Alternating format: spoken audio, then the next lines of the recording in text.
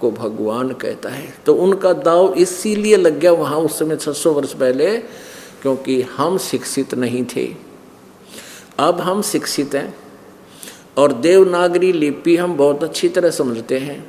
संस्कृत भाषा भी देवनागरी लिपि में है, शब्दकोश हमारे पास है, तत्व ज्ञान हमारे पास है, हम आराम से इन वेदों का अनुवाद कर सकते हैं। लेकिन इससे पहले परमात्मा ने दया करी है कि इन्हीं के द्वारा यथार्थ ज्ञान अनुवाद करवा दिया कुछ एक श्लोकों में। नहीं तो ये इनको मालिक ने इनकी बुद्धि ऑफ कर दी और ये सच्चाई लिख गए। नहीं तो इन्होंने बहुत अड़ंगा कर रखा वेदों के अनुवाद में। जहाँ परमात्मा प्रत्यक्ष लिखा हुआ कि वो सह शरीर है, वो मानव सदृश शरीर है, उसका पता नहीं क्यों का क्यों अड़ंगा कर दिया। क्योंकि अनुवादकर्ताओं के मस्तिष्क में दानंद छपा हुआ था, दानंद का सत्यार्थ प्रकाश छपा हुआ था कि परमात्मा निराकार है। और वेद साकार बता रहे हैं, फिर भी वो तोते वाली रट लगा रहे हैं परमात्मा निराकार है, वेद निराकार बताते हैं, दानंद निराकार बताता है। महर्षि दानंद निराकार बता सके और तुम भी बता सको हो, क्योंकि बिना प्रमाण के कुछ भी बांटो, कुछ भी हुआ बाई बक्को। लेकिन वेद निराकार नहीं बता रहे, वेद परमात्मा को एक देशीय साकार मनुष्य सदृश बता रहे हैं। ऋग्वेद मंडल नंबर 9 सूक्त नंबर 82 मंत्र 1 में, 2 में और 3 में स्पष्ट किया है। वह परमात्मा जो सबकी उत्पत्ति करने वाला है, सर्व उत्पादक प्रभु, सर्व उत्पादक यानी सबकी सृष्टि करने वाला, रचना करने वाला, उत्पन्न करने वाला परमेश्वर सद्गुणों की वृष्टि करता है।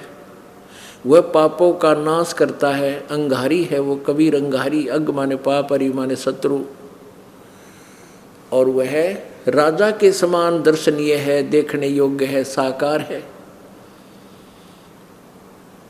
और वो परमात्मा बिजली जैसी गति से, अति गतिशील पदार्थ के समान वहाँ से चलकर श्रेष्ठ पुरुष को, जो दृढ़ भक्त होता है, उसको मिलते हैं। और किस उद्देश्य से मिलते हैं? उनको ज्ञान देता है। ऋग्वेद मंडल नंबर 9 और सूक्त नंबर 96 के मंत्र 16 से लेकर 20-21 तक स्पष्ट किया है कि हे परमात्मा, आपका वो गुप्त नाम कौन सा है, उसका ज्ञान कराइए। आपका वास्तविक रहस्य में वो श्रेष्ठ नाम कौन सा है। उसमें 17वें में लिखा कि वो परमात्मा जो शिशु रूप धारण करके प्रकट होता है और बड़ा होकर के फिर अपनी सच्चिदानंद घन वाणी, कबीर वाणी को अपने मुखारविंद से लोकोक्तियों के काव्यना, लोकोक्तियों के माध्यम से, कविताओं से बोलता है, जिस कारण से वो प्रसिद्ध कवियों में से भी एक उपाधि प्राप्त करता। लेकिन वो होता है अमर पुरुष, और उस अमर पुरुष द्वारा कृत वो अमृत वाणी, सच्चिदानंद घन ब्रह्म की वाणी उनके अनुयायियों के लिए, अच्छी आत्माओं के लिए ऋषि मना, ऋषिकृत, सवर्षा यानी बहुत आनंददायक होती है, उनको बहुत प्यारी लगती है मालिक की वाणी, सच्चिदानंद घन ब्रह्म की वाणी।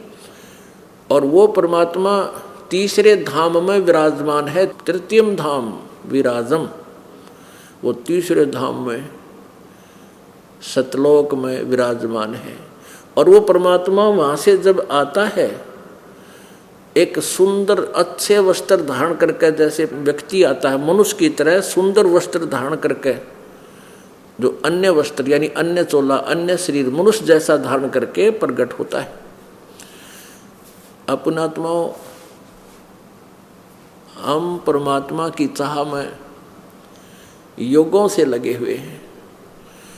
और परमेश्वर कबीर देव जी यानी वो पूर्ण परमात्मा जो हमारा सबका मालिक है, जिसकी हमें चाह है, वो स्वयं आकर के अपना ज्ञान भी हमें देकर जाते हैं, यथार्थ समाधान भी बताते हैं।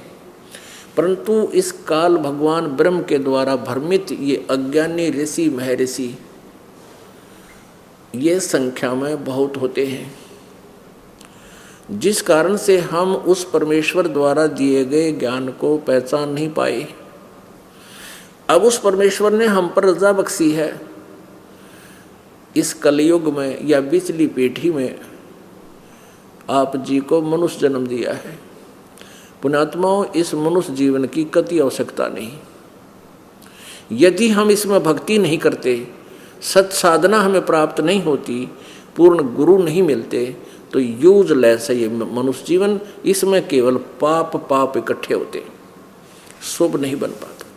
अन्य जो प्राणियों का जीवन है उसमें वो केवल अपना कर्म भोग रही होती है, और हम अपने कर्म भोग के साथ हम अपने कर्म भविष्य के बना भी रहे हैं। संचित कर्म भी हमारे हो रहे हैं, क्रियमान कर्म हमारे हो रहे हैं जो संचित कर्मों में ऐड होंगे, और अन्य प्राणी अपने केवल संचित कर्मों से प्रारब्ध प्राप्त करके भोग रहे हैं। और मनुष्य जीवन में हम जो क्रियवान कर्म जो कर रहे हैं, इनका अकाउंट बनता है और हमारे संचित कर्मों में ये जुड़ते हैं।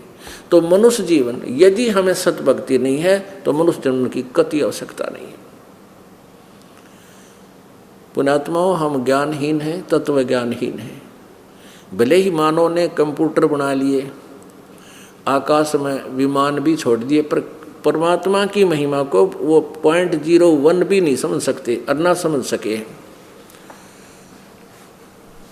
ठीक है, हमने चाहिए बहुत बड़े उपकरण नजर आते हैं, परंतु इस मनुष्य जीवन का यूं काम नहीं है। अब पृथ्वी, इतने मनुष्यों के लिए पृथ्वी कोई छोटी कोई ना, और यहाँ पर किसी वस्तु का अभाव नहीं है। हमारे अंदर एक ऐसी बीमारी पैदा कर रखी है काल ने कि हम थोड़े में सब्र नहीं कर सकते। 3 लोक से तरपतना ही ये मन भोगी खसिया। और परमात्मा आकर हमें समझाते हैं कि तुम थोड़े में, यानी इच्छाओं को कम करके जीना सीखो। वो इसलिए स्वयं एक जीवन जनसाधारण का अपने हाथों कर्म करके निर्वाह करके दिखाते हैं, एक एग्जाम्पल कोड करते हैं, एक उदाहरण देकर जाते हैं कि तुम ऐसे रहो। तुम सारा जीवन बर्बाद कर रहे हो मनुष्य जीवन को। कोठी बना ली, प्लाट ले लिया, कोठी बना ली, ऊपर बना ली, 4थी मंजिल बना ली, छोटी बना ली, और फिर कभी मृत्यु हो जा, फिर वहाँ उसी गली में धक्के खाता बना, कुत्ता बनकर धक्के खा रहा है। तो हमें ये याद दिलाते हैं इस काल ने तुम्हारी बुद्धि भ्रष्ट कर रखी है। तुम्हारी बुद्धि की जो प्रेरणा है, जो तुम्हारी एनर्जी है, वो गलत स्थान पर व्यर्थ करवा रहा है, वेस्ट करवा रहा है। आप जी को केवल 2 रोटी चाहिए, 2 समय का आहार चाहिए, मालिक देगा।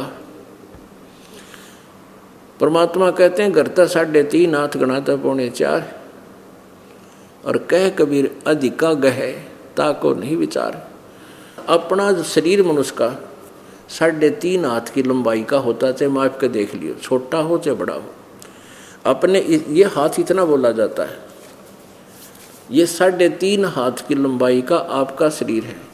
तो परमात्मा कहते हैं आप चाहे पलंग पर सो लो, चाहे पृथ्वी पर, चाहे तख्त पर, आपको सोने के लिए 1 हाथ तक चौड़ाई अपनी, इससे ज़्यादा नहीं होता किसी का, अपने हाथ की, और 3.5 हाथ की लंबाई। गर्त 3.5 हाथ और गणात 4.25, इससे आगे की आवश्यकता नहीं। कहने का भाव ये है कि एक कमरा, रसोई, लेटरिन, बाथरूम, बरंडा आपको सफिशिएंट है, और ऊपर बना ले उसका गणात कर 1 कमरा बस। लेकिन हम बेसब्रे हो गए, हमने तो पूरी कोठी चाहिए, पूरा लान चाहिए उसमें, और फिर उसके लिए क्या चाहिए, 2 नंबर का काम चाहिए, और 2 नंबर के धंधे तो वो पाप इकट्ठे होंगे, वह कोठी यहीं रह जाएगी। और फिर वो जो जिससे रिश्वत ले लेकर और बेमतलब से कोई झूठ कपट करके, मिलावट करके जो पैसा इकट्ठा किया है, वो तो यहीं रह जाएगा। उसका प्रतिफल उसने भोगना पड़ेगा। किसी का बैल बनेगा और उसका कड़ में लठ मारेगा जिसके पहले पैसे ले रखे हैं, और उसको बैल बनाकर जोतेगा और उससे पूरे अपना पैसा इकट्ठा करेगा। वो पूरा करेगा अपना पिछला। ऐसे ही तो परमात्मा हमें ये याद दिलाना चाहते हैं कि तुम अपने पैर पे आपको आड़ा मार रहे हो। आप जी ने केवल इतना ही जान रखा है कि मेरा मनुष्य जीवन इसलिए हुआ है, ब्याह होएगा, बच्चे होंगे, फिर मैं बढ़िया कोठी बनाऊंगा, कार लूँगा, बड़ी पोस्ट प्राप्त करूंगा या अच्छा बिजनेस करूंगा। ये कोई काम है इस मनुष्य जीवन का? जब आपके ये मोतियाबिंद समाप्त हो जाएगा, ऑपरेशन हो जाएगा इस अज्ञान का, आप देखना परमात्मा की ये वाणी आपके हृदय में जगह बना जाएगी। सर्व सोने की लंका होती रावण से रणधीरम, एक पलक में राज बिराजी जम के पड़े जंजीरम। भक्ति बिना क्या होते हैं ये भरम रहा संसारे, रति कंचन पाया नहीं रावण चलती बार।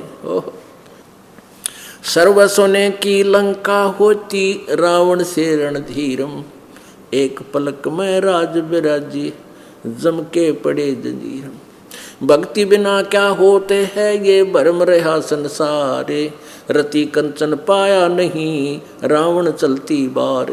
ओह, सर्व सोने की लंका थी, किसा को बद्दी था करके भक्ति सिद्धि प्राप्त रिद्धि प्राप्त करके, और सोने की लंका जैसे हम गारा की ईंट पका के और मकान बनाते हैं, वो सोने की ईंट बना के, छोटी छोटी ईंटें होती थी पहले, और उनसे सोने ही की वो गारा बना के और महल बनवा रखे थे उसने।